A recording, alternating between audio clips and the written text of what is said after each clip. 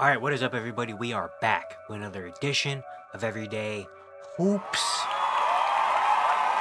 Hope you guys are having a good one.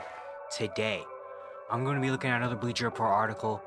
Someone put an article saying Blockbuster NBA trade deals for Zach LaVine, Jimmy Butler, and more. So we're going to be looking at Blockbuster trades that some writers have been cooking up, and I'm going to give my thoughts on them, see how realistic they are, how much I like them, stuff like that. That's what we're doing here in today's video. Thank you guys for the views on the videos and the shorts recently.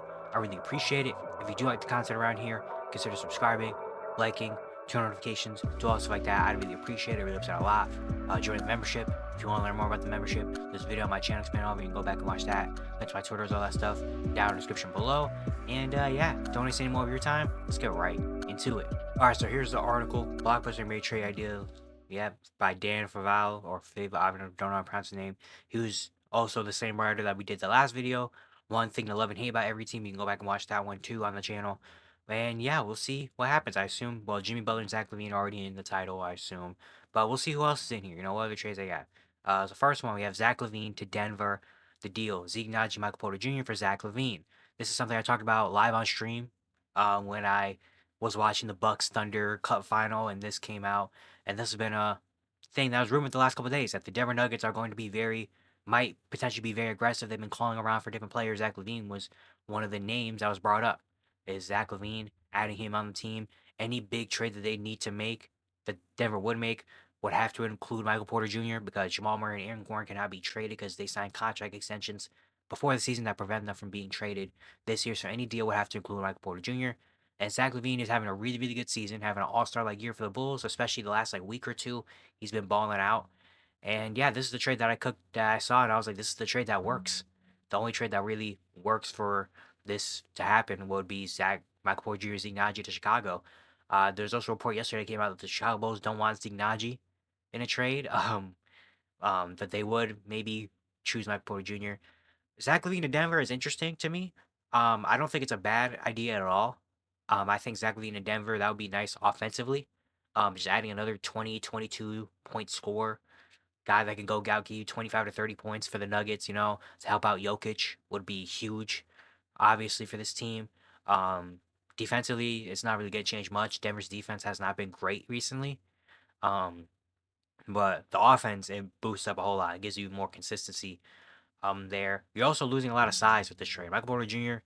is 6'10", a 6'10" guy that can a jumbo shooter like that. While MPJ has also been rebounding the ball pretty well and stuff like that. Like that's tough to lose, you know.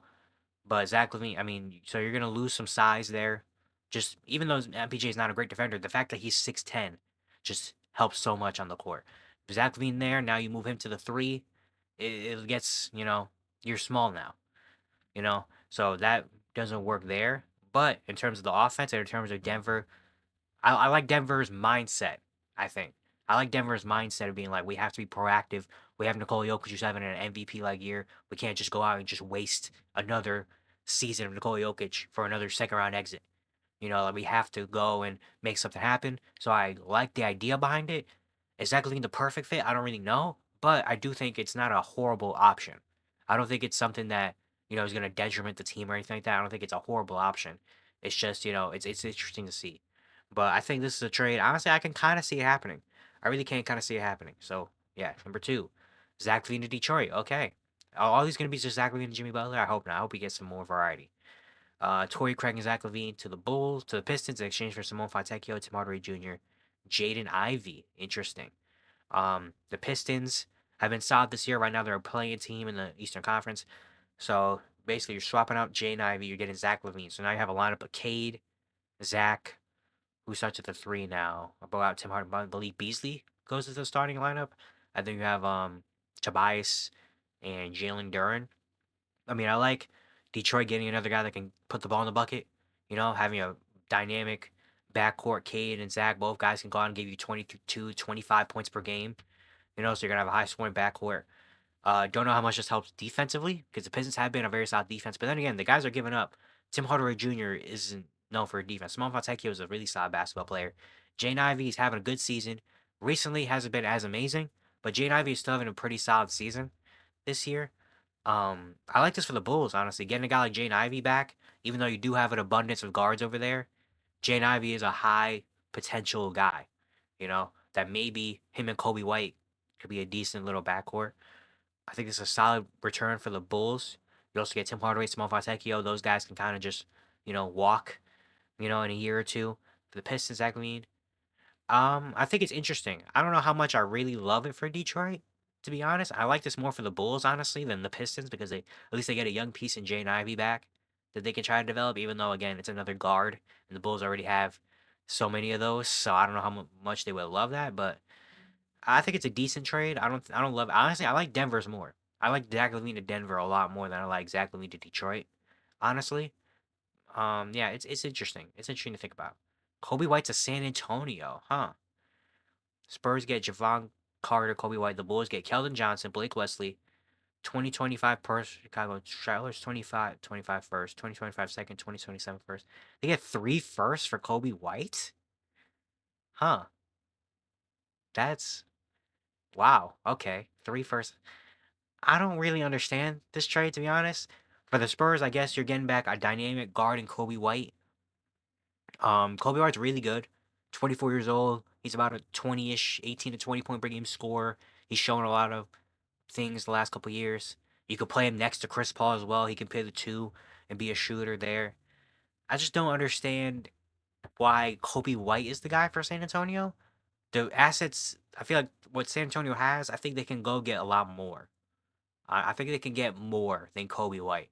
And for the Bulls, why are we giving up Kobe White if we're the Bulls? You know, like he's one of our bright spots. I mean, you do get in this one what one, two, three first round picks, 2 second round picks. You get your own 2025 first back. You get a 2027 first from Atlanta. 2025 Charlotte first. That's lottery protected, so it turns into 2 seconds. So you're basically getting 2 firsts and 3 second round picks. And you also get Blake Wesley, I guess, is another guy you can try to develop. Even though it's another guard. Kellen Johnson, I guess maybe you can get him and maybe flip him for something else later down the line. I don't know. I don't really I don't understand this trade, to be honest. I really don't understand this trade. For either side. For Chicago, why are you giving up Kobe White? And for the Spurs, why is Kobe White the guy that you're like, yes, we need him on the team? Even though I think he'll fit, I think it'll be a good piece.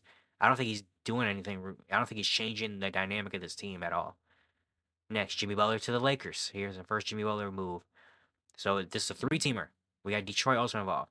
So the Lakers are getting Jimmy Butler. The Heat are getting Rui Hachimura, D'Angelo Russell, Gabe Vincent, Toronto's 2025 second, the Lakers 2029 first, and 2031 first. And the Pistons are getting Jalen Hood-Schifino and a 2025 second from the Clippers. Okay. Lakers get Jimmy. Miami gets the Lakers role players. And they also get the two Laker first, 2029 and 2031. And Detroit gets Hood-Schifino and a second just for, I guess, taking on some money. I guess they just get a young player and a second. Maybe they can develop Jalen Hood-Schifino for the Lakers. So getting Jimmy Butler, obviously this is like the big move. The Lakers are just saying, we just need another star. Let's just go get Jimmy. Jimmy with the Lakers. I don't know how I feel about it. I mean, obviously I think he'll be fine over there. I don't think he's gonna fall off or anything like that, obviously. And definitely can help on some nights where, the role players aren't doing much. You just get Jimmy Butler and he's another instant 20 to 22 points in the regular season, at least when he's playing.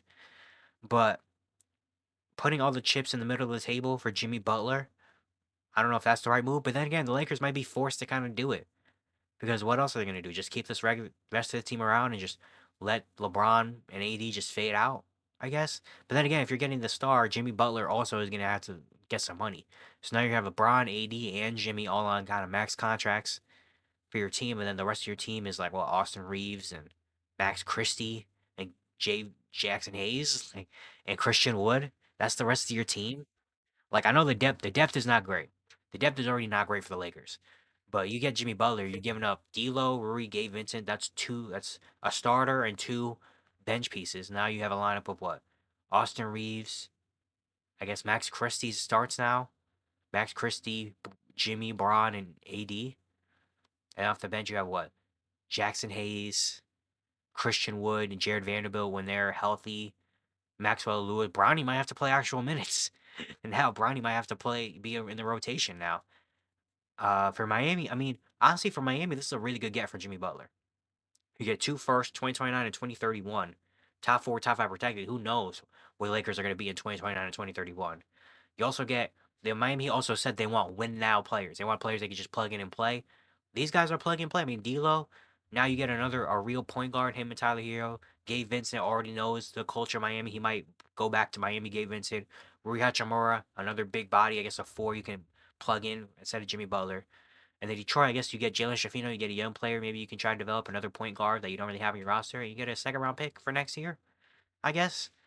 I don't know how much I really love this trade, but then again, this might be something the Lakers might be forced to do because what else is out there, you know? Like what else really is the move? So, yeah, it's tough, but I can kind of understand it. I can understand it. I really can. Last one, Anthony Davis to Golden State. All right.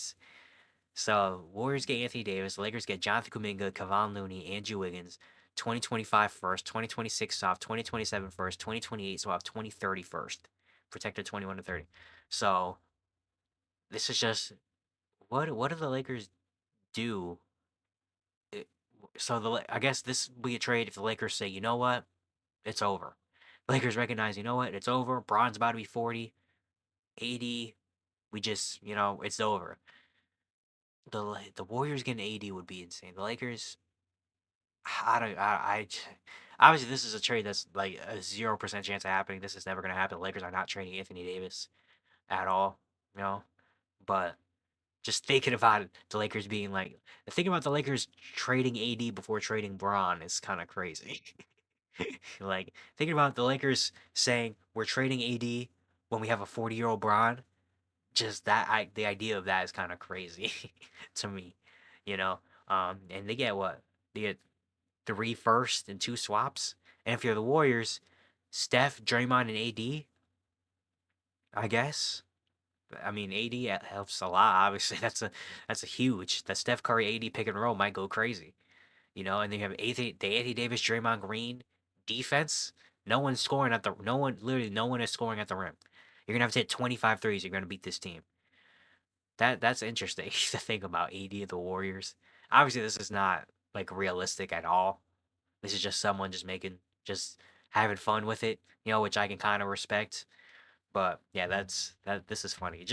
I don't know, just thinking about the Lakers with Braun, D'Lo, Kuminga, and Wiggins.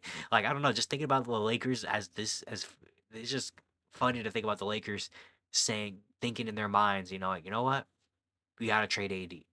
When you have a 40-year-old Braun in this roster you have, you're like, you know what? AD, I'm sorry, man. You gotta go. Like thinking about that is like, what? Yeah, I don't. This is just for fun trade, but not horrible trades, but definitely some kind of. The honestly, I think the best trade here is probably the first one, the Zach LaVine to Denver, because I think it's realistic. It's something I can see happening. And I think I can see both sides kind of saying, okay, like this one, I could kind of see, I guess, Detroit, but I don't love it a whole lot.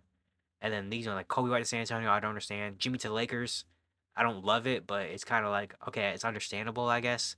And then this one is just like we're just having fun here with it. But yeah, it's gonna be it for today. Hope you guys enjoyed. Once again, if you do like the content around here, consider subscribing, liking, turn notifications, do all stuff like that. I'd really appreciate it. It really helps out a lot. And yeah, I'll see you guys tomorrow.